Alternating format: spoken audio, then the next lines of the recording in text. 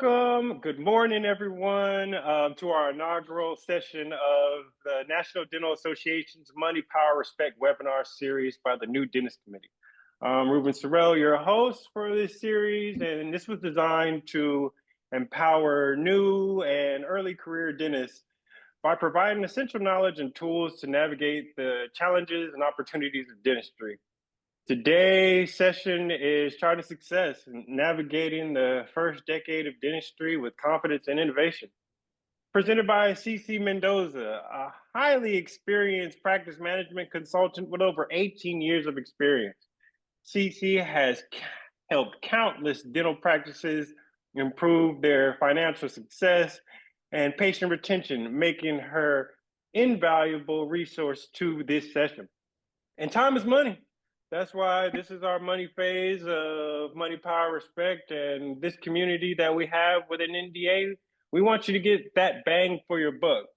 And before we begin, a quick reminder that this webinar series is part of a lead up to our 2025 NDA convention, which will be held in Kansas City, Missouri from July 10th to the 13th. Mark your calendars and get ready for an unforgettable experience celebrating Black excellence in dentistry. Please pay, renew, or start your membership today. And without further ado, let's dive into today's session. CC, we're thrilled to have you here, and please take it away. Okay, great. Well, good morning, everyone, or good afternoon for some of you out there. Thank you, Ruben, for that amazing introduction. As a presenter, I'm always excited to share what's new and exciting in our industry. But I wanted to, as we go through this hour with each other, I want you to just have some questions in your mind. What does success look like to you in your first decade of dentistry? Okay, so is it mastering complex procedures? Is it maybe building a thriving practice? Or maybe it's just finding that perfect balance between your professional and personal life. Well, today I want to dive into real world topics of dentistry beyond your textbooks and exams. We're going to cover everything from navigating the business side, handling dental insurance in today's economy, to discovering unique career paths you may not even have considered yet. My goal for you is to leave here feeling more confident and excited about the road ahead, and know that there are people out there to help you. Actually, because this is an ever-changing field. Okay, so I want you to keep those things in mind when we go through this hour. You're probably wondering, who am I? Over 26 years of experience managing a Bay Area fee-for-service practice. Pretty good understanding of the nuts and bolts behind a thriving business, and not so thriving. You know, it hasn't been a smooth ride those 26 years. Now, I took that, and about 10 years ago, I launched my coaching career. Again, bringing real tried and true strategies from actually experiencing it through private practice. And I wanted to channel that and share that guidance with doctors and dentists, and also team members, because when you uplift your team members, it helps them play a role in your vital career. Okay, so they need to take ownership, and that actually helps you in your career. And I do truly love this stuff. Otherwise, I don't think I would be doing this. Pretty passionate about organizational health and culture and where it's all headed. It's become sort of my hobby in these last 26 years. So today's why I want you to think about, are some of us here because we're excited? Some of us may be just curious. What does she have to say? Are we skeptical? Or, hey, we're just here. We're just neutral. We just want to learn. But before we dive into today's topics, I'd like to hear, do you want to hear something about, just practical advice, growth, or real world challenges? If any of those resonate with you, we're headed in the right place, because most of the topics that we're going to be talking about today is going to be about building your clinical skills. Okay. We want you to learn the business side of dentistry, because again, dentistry, aside from it all, is a business. And I want you to explore different career paths. I don't want you to ever feel like you're stuck. And learn about trends and opportunities that are out there. And then talking about your own personal and professional growth, right? Because right after, let's just take a look back. Coming out of dental school, you felt you had a pretty strong, solid foundation. What you didn't realize is that the clinical competency is built within the first few years of practice, meaning once you graduate, you have to find your groove. You have to find different procedures you like and find your groove with patients, discover what you love, because really, right, the world is your dental oyster, right? There's so much opportunity, so much time to get better, to be better, and then make that difference, because that's what we signed up for, right? But how do we do that? Most of us followed this path, right? Dental school, going into more foundation training, we go into specialty training, and perhaps maybe end up somewhere between the general practitioner and the specialist. Well, in addition to that, we want you to invest in your leadership. I want you to read books, listen to podcasts, join organizations. You want to surround yourself with people you want to be like in leadership, right? There's a lot of mentoring out there. Join the ADA, right? The ADA provides all these opportunities as well as access to seminars and conferences. You're going to gain a lot of great insight from any of these, and you've already made the right step, by participating today with the National Dental Association. So you're already there. Now, addition to that, you want to fill in your skill gap. You want to go beyond textbooks and typodonts, right? You want real boots to the ground dentistry. And the way that I feel like you can manage that is, again, hitting big on the clinical continuing ed. Now, what's the bare minimum to renew your dental license? Well, in California, it's 50. And quite frankly, I've seen dentists far beyond the 10-year mark who just do the bare minimum, whether it's HIPAA and law classes. But what I want you to think about are specialized clinical continuing ed, right? Dentists can benefit from these trainings in advanced procedures.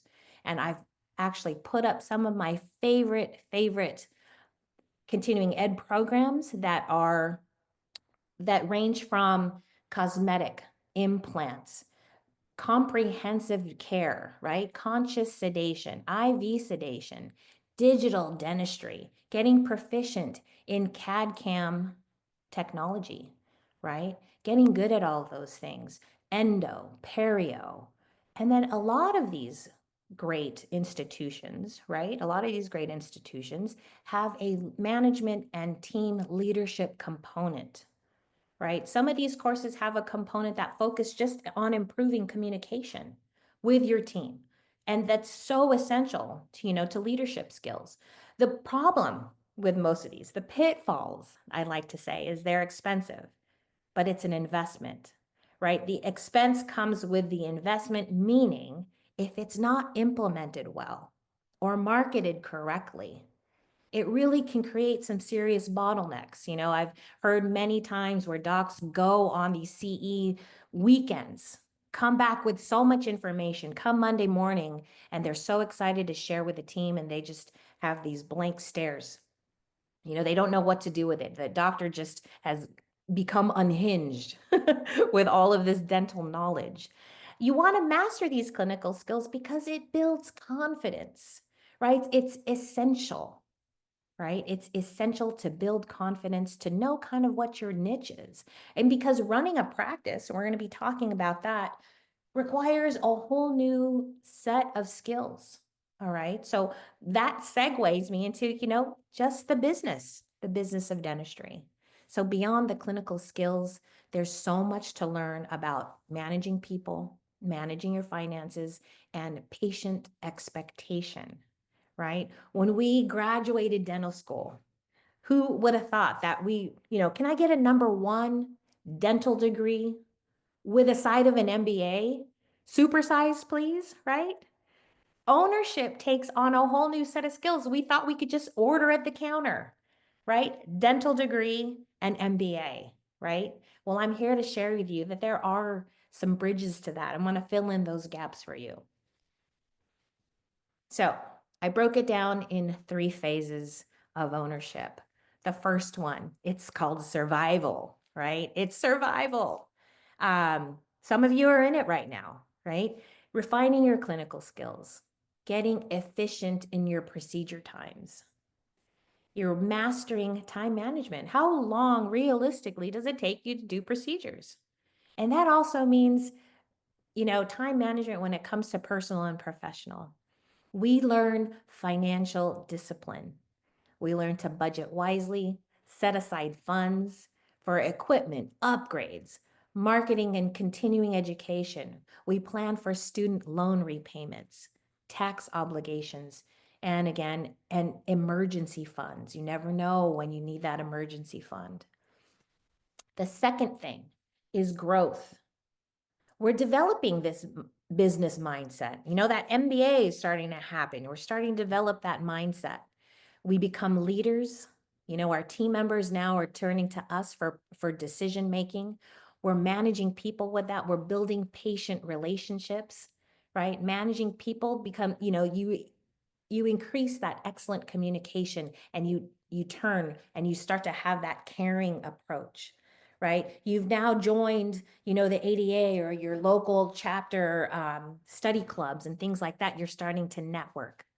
The third phase is in ownership. We could be possibly thinking of a second location, or possibly adding chairs, or I don't know, adding specialty. I don't know, you're getting more creative because you're getting more comfortable. You're going to start to expand service offerings. At this stage, perhaps, you don't like to do endo anymore. So, maybe you hire somebody that can do endo in your office, things like that. Financial growth. You're diversifying your financial growth and investments. And then last in this phase, you're going to embrace technology. Never stop learning, never stop implementing technology. Stay current with evolving dental technologies and invest in those tools. It improves your efficiency, it improves patient care, and again, it improves your whole practice growth.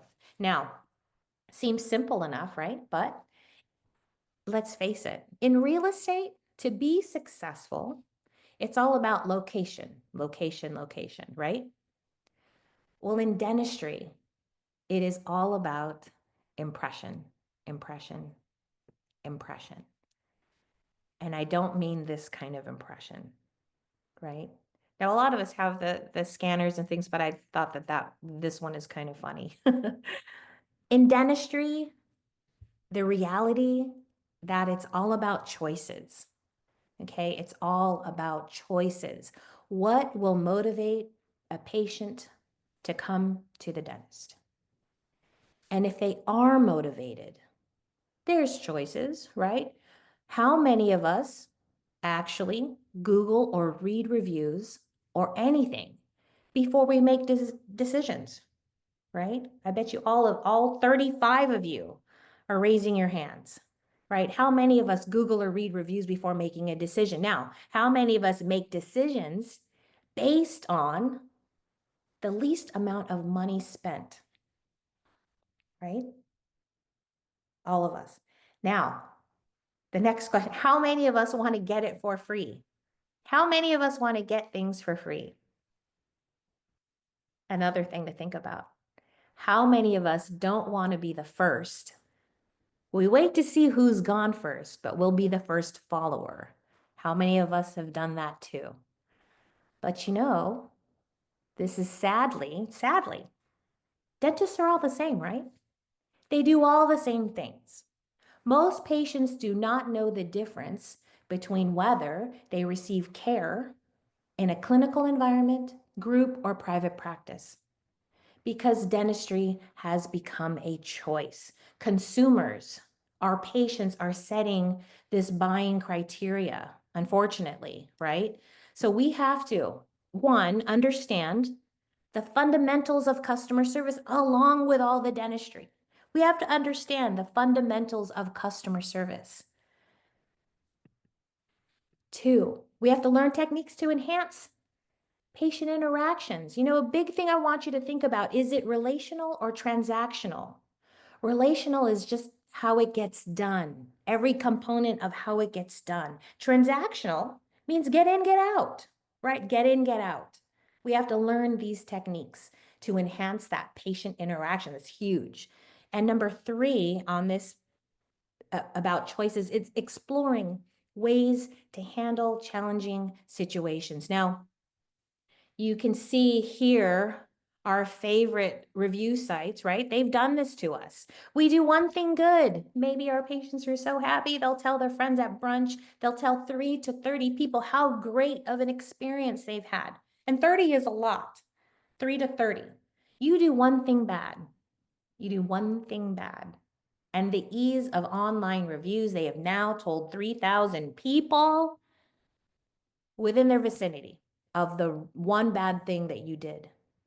And it's catastrophic. It could be catastrophic to your business. Now, that being said, right, so many choices, we have to be better. We have to be able to handle and maneuver through those. Now, the Health Policy Institute released back in August of 2024, what is the 3 most pressing issues dentists are facing, right? What is keeping most dentists up at night is how I rephrase it, right? That is 1, attracting and keeping the right team members, okay? 2, the rapidly rising cost of overhead. How much were your lattes, in the year 2000? Anybody? I want to say $3 maybe. What are they today? What are they today in latte terms? Maybe double, $7. Try to add, your extra special milks or whatever. But the rising cost of overhead is huge. Number 3, PPO intrusion. What does that mean? PPO intrusion. Well, I'll tell you what it means. Dental insurance has turned dentistry into a commodity. It has turned dentistry into a commodity. Why do patients always ask you if you take their insurance?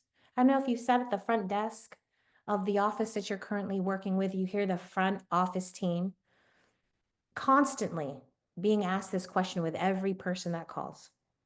What insurance do you take? They view dentistry as a commodity, then going somewhere that takes their insurance is logical. If they view dentistry as a commodity, then going somewhere that takes their insurance is logical, right? A crown is a crown, is a crown is a crown. How did dentistry go from being fee-for-service, charge what you want, to an insurance-driven commodity, right? And it started decades ago when we started attaching procedure codes for the purpose of processing claims efficiently. Everything had a code. Oral hygiene has a code. Fluoride has a code. 2 crowns have a code. Buildups have a. They all have a code so that we can process through claims, right? How do you feel about all this? I'm hoping I'm, you know, stabbing you guys in the gut a little bit. It hurts. It hurts. Doctors, do you feel your dental work is a commodity? Do you feel that do you value your dentistry the same as X dental office down the street? I want you to think about that. Why are you spending your Sunday with me instead of having brunch or lunch with loved ones? Because to you, right, are we all the same? I want you to think about that. What makes you different? Spending a Sunday here with us, it does make you different, definitely. The good only gets better. But is it all the same? The same tires, the same tire shop, the same nail salon? Are we all the same French fry? Are we a $3 chuck or $100 bottle of Chardonnay? $3 chuck or $100 bottle of Chardonnay? Now, doctors, I'm certainly not implying or undervaluing all the years in service and education. I'm not. I know how hard you work. Sorry, hold on. It's these guys. The fat cats at the insurance company. That's who. They're undervaluing all your work. Now let's talk about the big elephant in the room, and that's Triangle Dental, right? Triangle Dental and its huge impact on private practices today. I will tell you, that is the number one thing that I've been busy with, is trying to navigate and trying to get our doctors to believe that they can possibly drop Triangle Dental from their business, right? Navigating this with various plans, whether you're in network or out of network, can dramatically affect your practice's financial health and patient care. You're doomed if you do, you're doomed if you don't. Now, dental insurance started in 1966 in California, Oregon, and Washington. They were the original Triangle Dental. $1,000, $1,000 a year probably got you 2, maybe 3+ crowns, right? That was back in 1966. Now, again, I don't want you to think that I'm vilifying insurance. Insurance has allowed our patients to take the initial step to get some form of dental care, okay? Right? They're not the bad guys, but sometimes I think, but are they? It just has created a huge obstacle. What it's done is patients are saying, I'm not doing treatment because it's not covered. If it gets denied, it's because I didn't need it. Staying within the insurance maximums. It's okay to take 10 years to get you healthy. Is that the message? Well, that's the message insurance is doing for us, right? And also, too, right?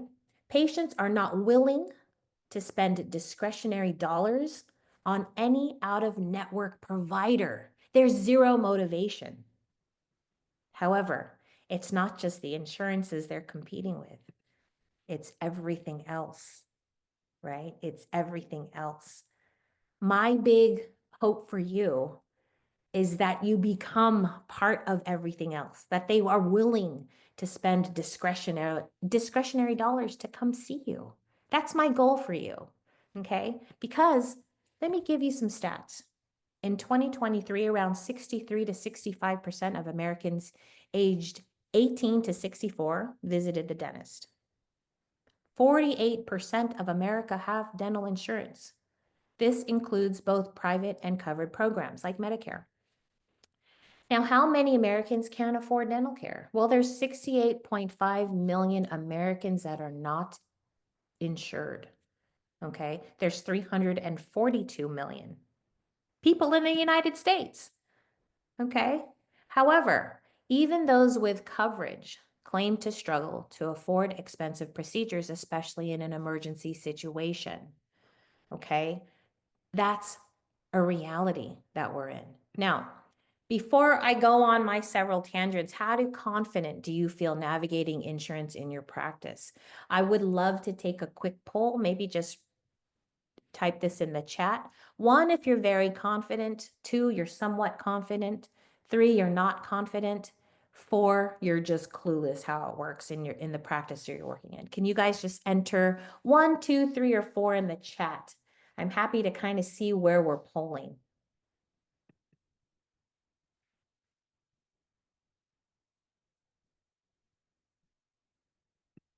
Just give you guys a second to pop that in.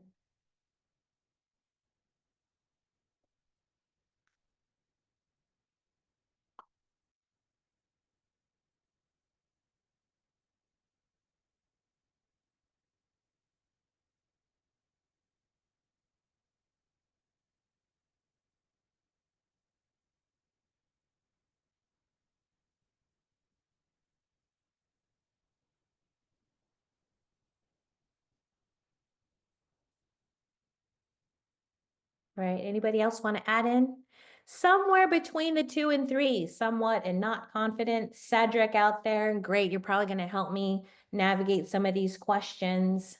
All right. Okay, so you know what? Dental insurance definitely has, let me just X out of there. Dental insurance has made us all feel not so confident because of the constant changes, okay? And this is where it kind of gets fun. I just want to kind of share with you. Let's break it down.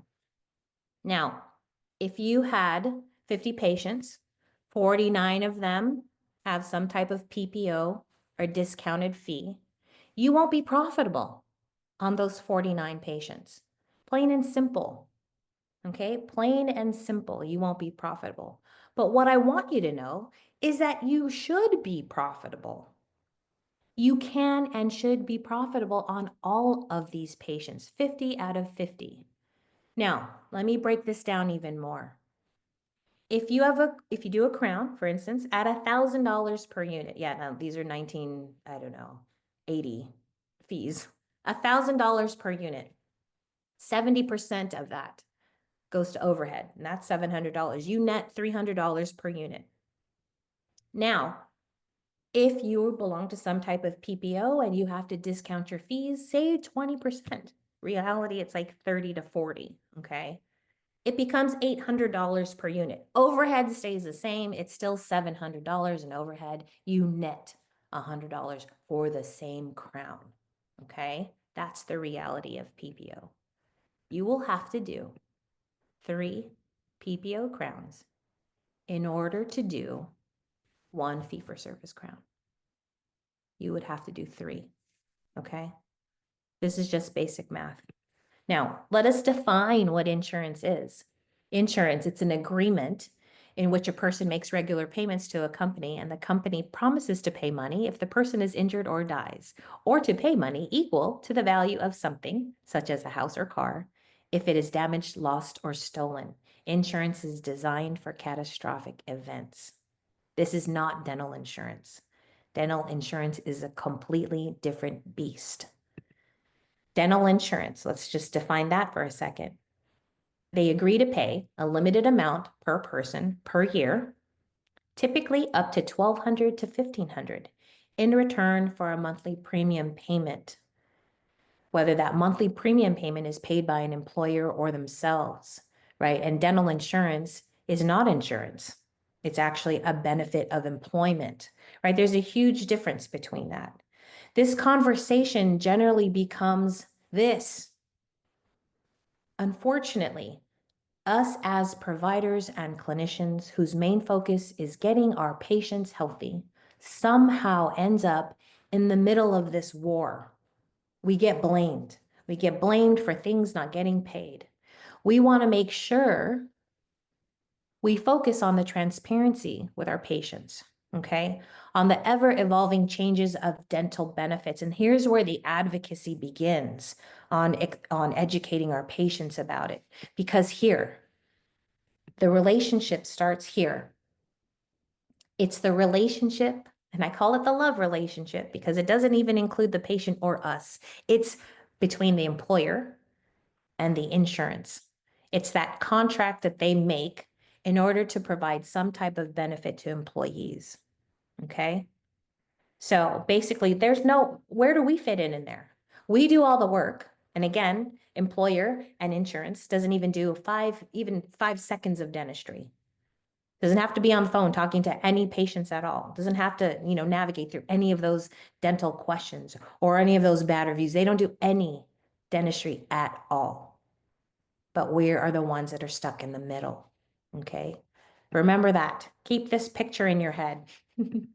And keep this picture in your head. So I want to share with you how to navigate through all of this. Now, some of us, when we deal with insurance in our practices, it's navigating challenges, but there's ways to get through it and to be able to not be so insurance dependent, right? Becoming less dependent with plans like Triangle Dental allows us to mitigate loss while maintaining financial stability. It's incredibly important. While maintaining financial stability, there's ways to do this. And I'm going to give you a roadmap of 6 quick things. Are you with me? Let's go. All right. So the first thing you want to do is evaluate the financial impact that these PPO plans have on your practice. You're going to do a full-on revenue analysis. You're going to do a patient analysis, okay? You're going to look to see how profitable you are, right? Calculate how much more you'd earn per procedure without this PPO or this benefit plan, and how many patients you need to retain to maintain the same income, okay? So a lot of evaluation in the beginning. Let's look at numbers, let's look at data, because data doesn't lie, all right? That's the first step. The second one is you wanna optimize your operations. You wanna tighten up operational costs, okay? Before making this transition, you wanna look at all of that. This could include the reducing overhead, renegotiating supply contracts, and improving efficiency in all of that. You want to increase service value. Focus on elevating patient care and improve your offerings, okay? Offerings such as personalization, personalized care, higher quality materials, and increasing cutting edge technology. You want to increase your service value. Now, number 3, enhance patient relationships. Enhance patient relationships. How do I do that? And some of you are like, in my daily schedule, how is that possible? One, you want to educate your team. Ensure your team is on board with this crazy idea of yours, right? You'll be surprised at how much they will stand behind you and align with what your motives are. You want to develop clear patient communication. If that means speaking to every single patient need and need, and tell them of your plans to move away from these plans, you'll be amazed at some of the responses you're going to get. You emphasize improved care, quality of care, reducing out-of-pocket surprises when you develop clear patient communications, and your commitment to one-on-one care, okay? Commitment to individualized care. And again, increasing that, I jumped ahead, increasing to the one-on-one conversations. You offer transparency about how much things are going to cost, and you let the patients decide on what they'd like to do. Okay, you want to have those conversations. Number 4, there's going to be a transition period. There's going to be a gradual withdrawal when you phase out of PPO. Now, you're not going to drop all of them at one time. You want to choose the ones that you want to do first. And you want to provide alternatives to your patients. If they have this type of plan and say perhaps they don't have out of contract benefits, then you provide alternatives. What does that mean, right? You want to tell the patients that they can definitely still use non-contracted benefits with you, but you also may want to include like an in-office membership, right? Include an in-office membership where it's a low fee for all these great things that's included for free. Third-party financing, you want to talk about financial options for them. That will just ease all of those out-of-pocket expenses. Again, remember, you're worth it, right? You're worth it for them to even start thinking about how to transition out. Non-contracted benefits are something that patients think that, oh, because you're not taking that dental plan, that they can no longer use their benefits. It's absolutely untrue. There's a lot of plans that have that out-of-network ability, okay? You want to market your unique value in all of this, We have to do a lot of soul searching. Target your ideal patient demographic. Focus on marketing efforts towards attracting patients who value the high value quality care, the personalized attention, right? You want to target those patients. You want to differentiate. There's that word again, differentiate your practice from every single practice down the road, whatever it be. Whatever it be, relation versus transactional. That's kind of where I want you to be. There's also specialized services, things that you keep in-house, advanced technology, and basics, and increasing that patient-centric experience. Okay, you want to leverage your testimonials. Use those patients and those success stories. Patients that have written great reviews. If you've done a slam dunk case on a patient, those are the ones you're going to say, hey, I'd love to use you as a testimonial. Would you mind? Those are the ones that you want to showcase. You want to put those everywhere on your website. You want to actually use those to your benefit because those are real stories. Okay. And the last one is monitor and adjust. You have to track retention rates, I've always told my friend, I want to know every single patient that has decided to go elsewhere for dental care, and I want to know why. If they're leaving, I want to know why. Keep a close eye on patient retention rates, right? Get feedback. Actively seek feedback from your patients. You want to see or hear from those that were unmotivated and adjust messaging, adjust communication and offerings. And then you want to monitor your profitability. This is the funnest part. I have not had one dentist yet who has released themselves from the handcuffs of this insurance and all the other really bad PPOs and said that they made the wrong decision. They've monitored their profitability. They have more time with their patients. Everything is bigger and brighter. Yeah, no, it takes a lot of work, right? But I have not, again, had one patient tell me that they would have gone backwards. And again, channel these emotions. Channel these emotions because it is a lot of work. That roadmap of 6 quick things that I just told you about, it's a lot and it's a process. And here's my shameless plug. Get somebody that can help you. Get somebody that can help you and walk you through, that can read you that crystal ball at the end, right? That can tell you, that have been through these steps and said you'll be just fine.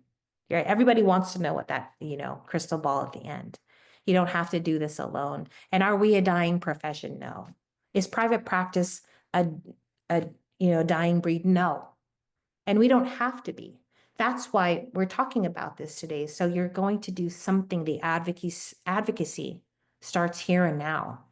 Okay. So let's take a second to enjoy that because we matter. Okay. The economic impact of dentistry generated in the US alone has generated $478 billion. In California, that number is 69.3. Now, I don't know where you all are joining me from. In California, it's 69.3.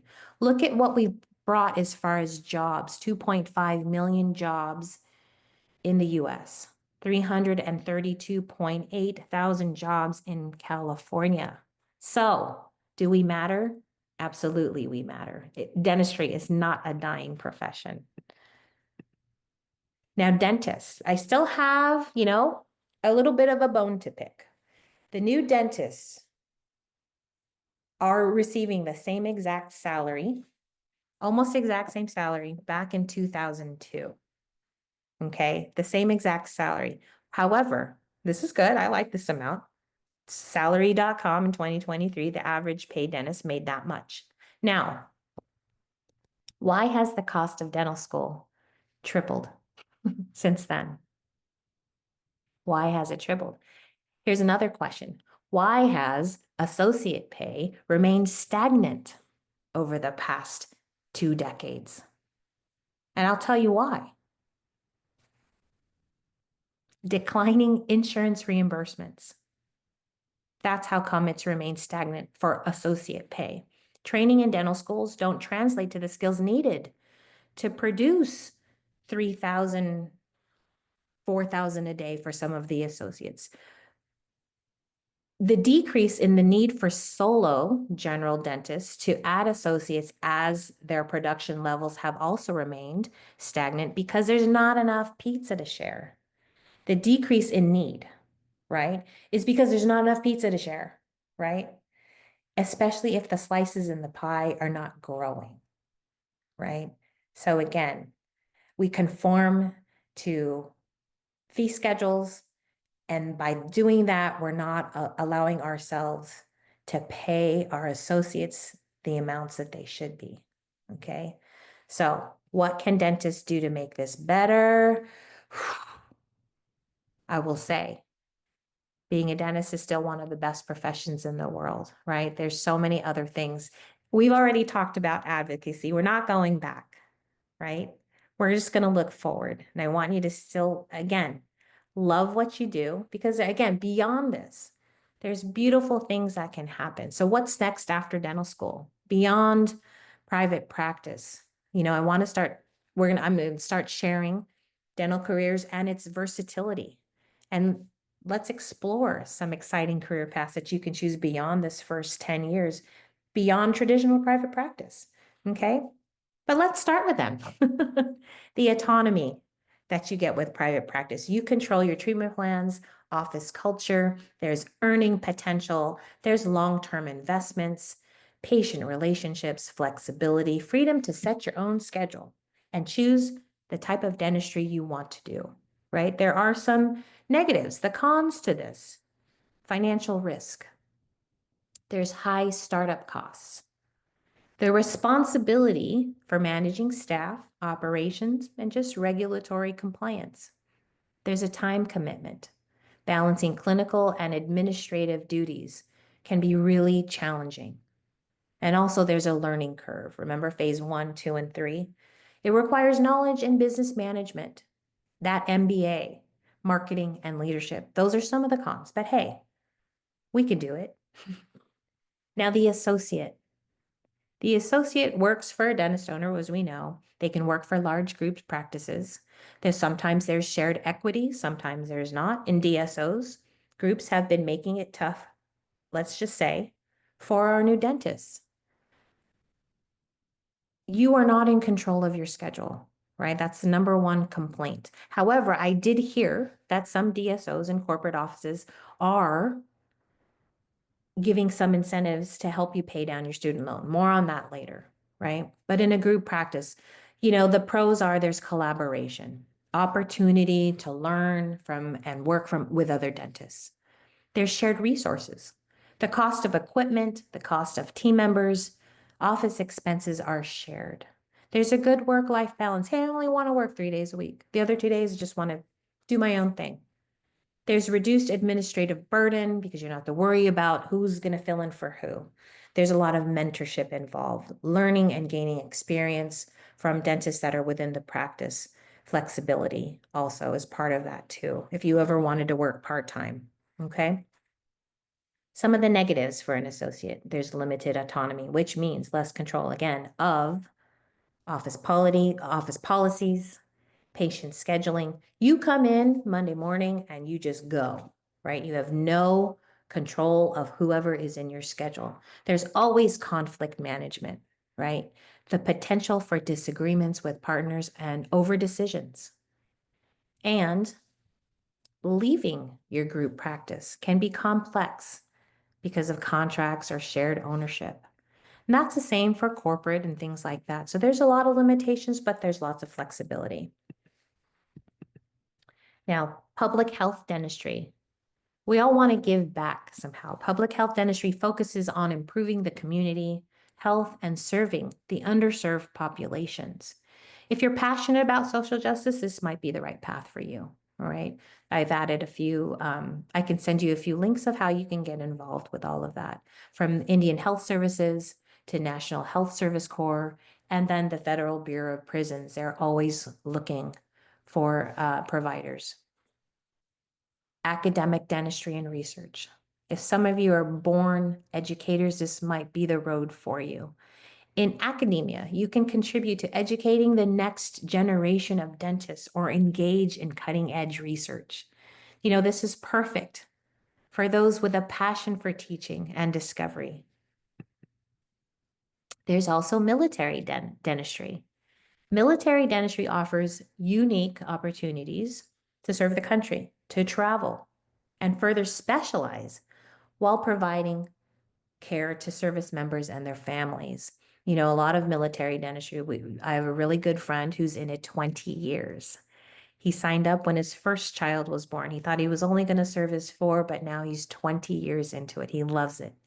Military dentists enjoy state-of-the-art facilities, great benefits, and continuing education. And again, there's an incentive for some of them to help with student loans. So again, a lot of our why is to kind of do that, but they end up loving it at the same time. There's so much more. There's so much more as far as career options. Let me just name a few.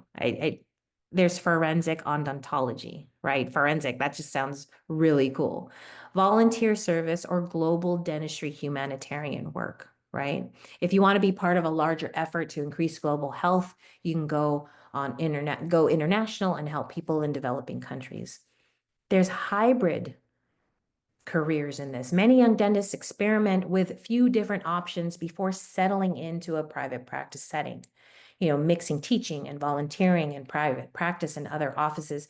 It's not unusual, right? Entrepreneurship and invention, you may be interested in that too. Inventing the next best dental app. I don't know. There's lots of things that you could be interested in. Looking ahead at trends and opportunities, right? We're a forever evolving profession, right? We're heading in that direction. There's this thing that I just loved and I learned about, and I didn't really know that there was a name for it, but it's called emotional dentistry.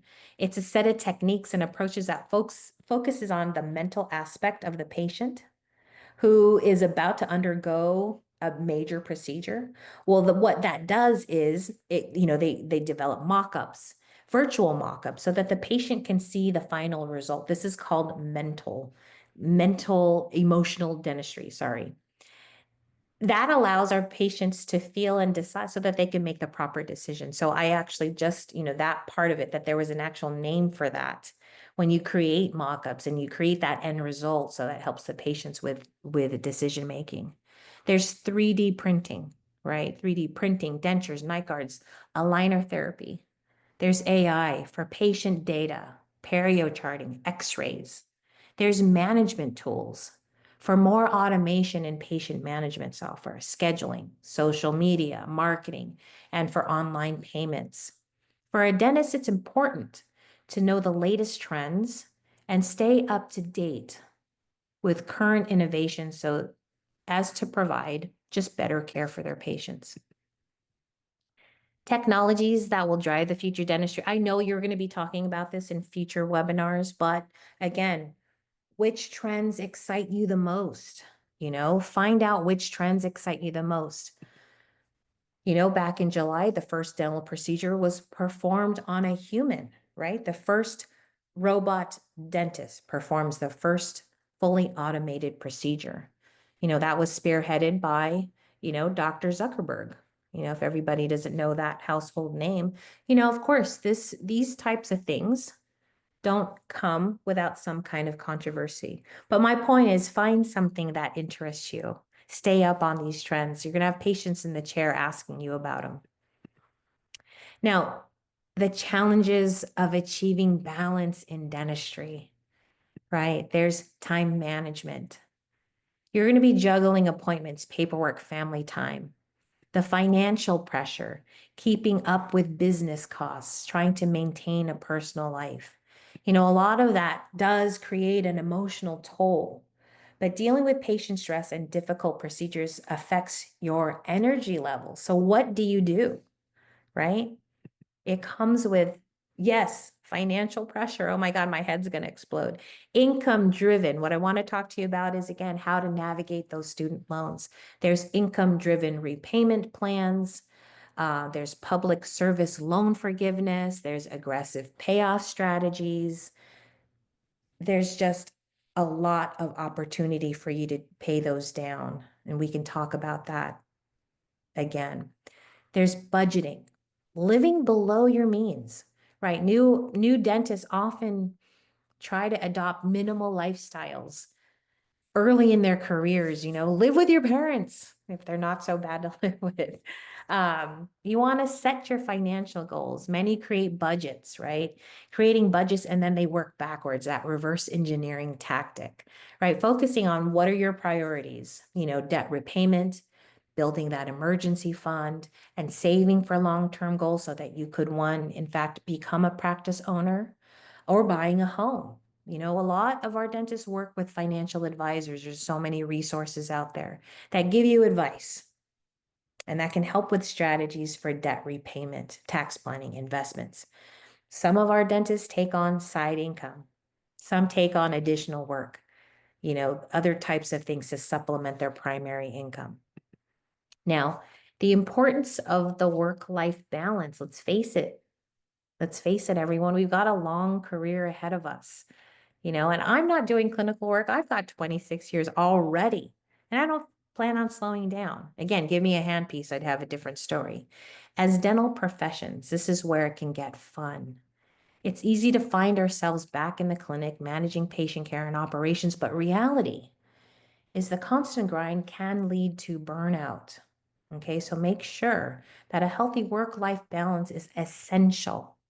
Okay, essential for maintaining not only our own well-being, but it helps us be better for our patients and our loved ones. So schedule it, make time for priorities, balance that work-life balance, because again, dentistry can be demanding, but finding a balance between your professional and personal life is essential to avoid burnout. We don't want to ever get there.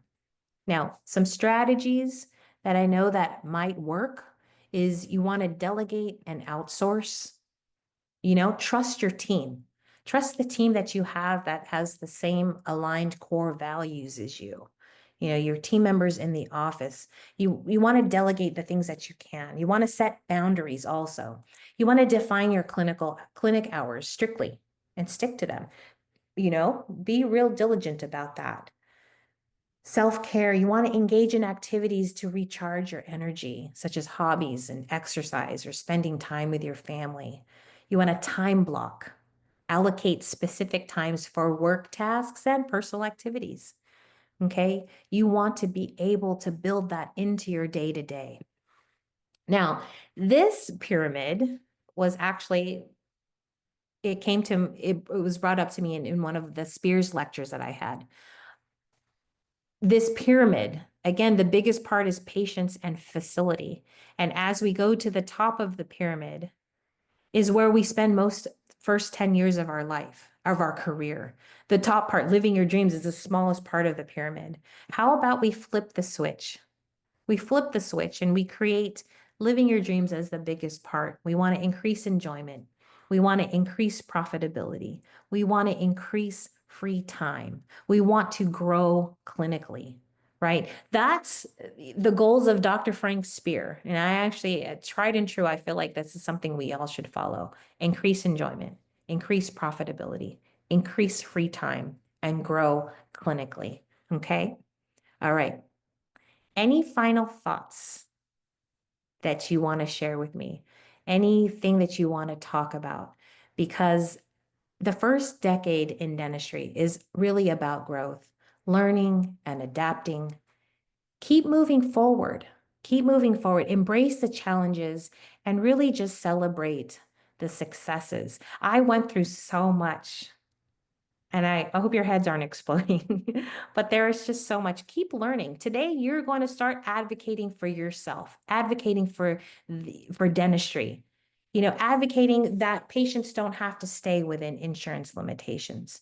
Every day brings opportunity to make decisions that impact both your personal and professional life. And as dentists, we're fortunate to have that career, that we can have that. Okay. One of the most challenging decisions is determining how you want to grow as a dental leader, right? And the direction your career will take. By making these sound choices financially, professionally, personally, brings back the human element of dentistry, right? Brings back the human element of dentistry and why you decided to become one. You'll ensure that you don't have regrets down the line, and you're going to totally enjoy the journey and the reward that this brings you. Okay. So again, so much, so much, so much. And I just want to thank you for listening today. I'm going to open up the panel for any questions. Ruben, if you want to open the floor for questions, we could do that. Wow, thank you so much. I just wanted to give a quick moment to recognize our president in the building, Dr. Baptiste, if you could say a couple words. Happy New Year, everyone. Thank you so much for joining us for this insightful and engaging session, Money Charting Success, Navigating the First Decade of Dentistry. You want me to join as a panelist?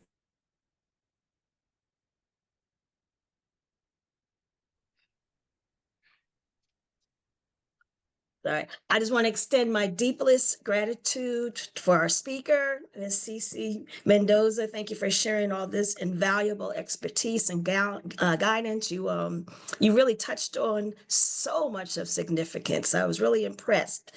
So it will help so many of these participants set a strong foundation for their financial future. And big thank you as well to Dr. Sorrell for making a seamless facilitating tonight's discussion.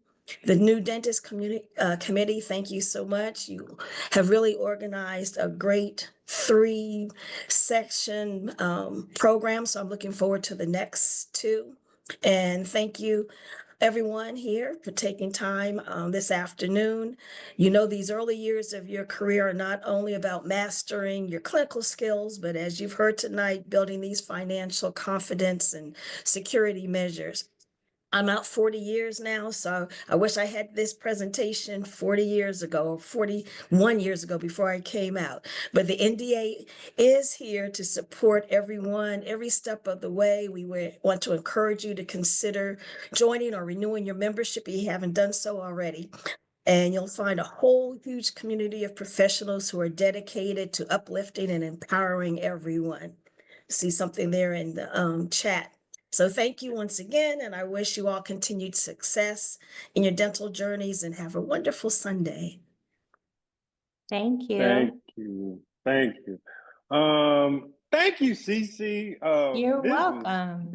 was fantastic, insightful. I mean, your expertise, strategies, and just making us think about everything, not even just being a dentist as a human being person.